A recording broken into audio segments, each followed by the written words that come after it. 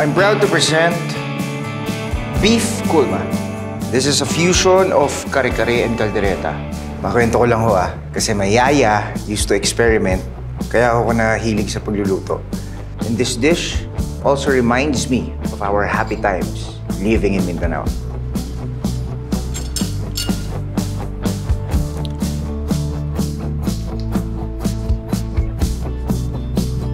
Hello, jurors. Though Filipinos are fond of rice or silog breakfast meals, I am confident to present a full English breakfast. I have eggs, sausages, beans, bacon, mushrooms, toast, and black pudding.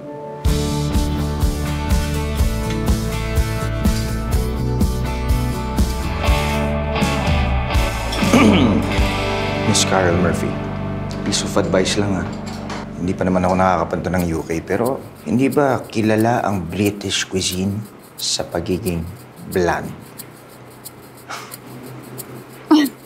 What are you talking about?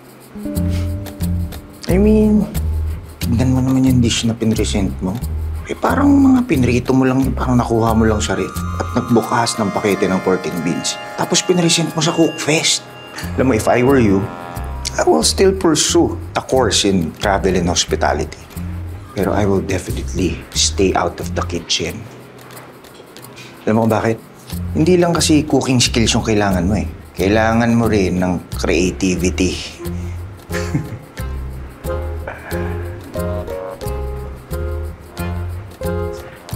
How rude. With all due respect, sir, yung customer lang naman yung maarte. Diba? Ang klaro ng menu natin, nakakaiba yung sizzling sinigang. Tapos ano, maghahanap ng maraming sabaw. Kahit na, dapat hindi mo na pinahiya. Ilang customer na at kahit crew na ang nagre-reklamo dahil madaling umiit ang ulo mo. So pati yung mga crew nagre-reklamo? Ano magagawa ako kung tatanga-tanga sila at walang appreciation sa food yung mga ina-hire ninyo? Ako pa? Ako pa talaga yung mali? Hey, watch your words. That is it. I'm sorry, Mr. Dylan Madrigal, but we're letting you go. You're fired. Ano, boss? Boss!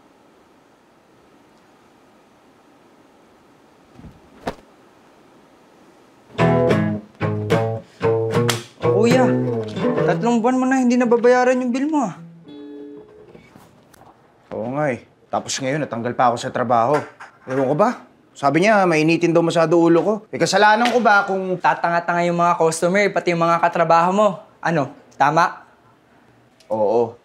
Bad trip? Kung kailan ba naman na napakadami kong bayarin? What if, consider ko na kaya mag-abroad? Baka mas ma-appreciate pa nila yung talent at ideas ko. Tsaka wala, hanggang ngayon, sarado pa rin yung utak ng mga local consumers pagdating dyan sa mga fusion dishes. Work abroad baka mo? I think I got you. Bakit? Kailan kang hiring? Tulungan mo naman ako. Mangako ka muna sa akin na hindi ka magiging beast mode. Beast mode?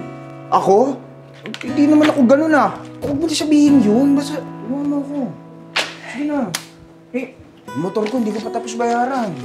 Paano ka naman? Oo na. Ay, alam kita Kuya naman Dabis ka talaga. Talaga? Ay, naku. Mr. Madrigal, I've heard a lot of interesting things about you. Like what po, ma'am? That you're the best in fusion dishes. I do believe you'd be a good fit for a new British pub-inspired establishment in Singapore. British food? Yes. Got a problem with that? No, ma'am. Are you willing to undergo training for 3 months with our head chef in our commissary in Alabang? If it's a yes, then I'd gladly hire you now. Yes, ma'am. I will train and accept this challenge. Great! I'm glad to have you on board, Mr. Madrigal. Thank you, ma'am. Thank you. Welcome. Come in. You're early, Chef. Chef Dylan, I'd like you to meet Chef Carol Murphy. Ikaw?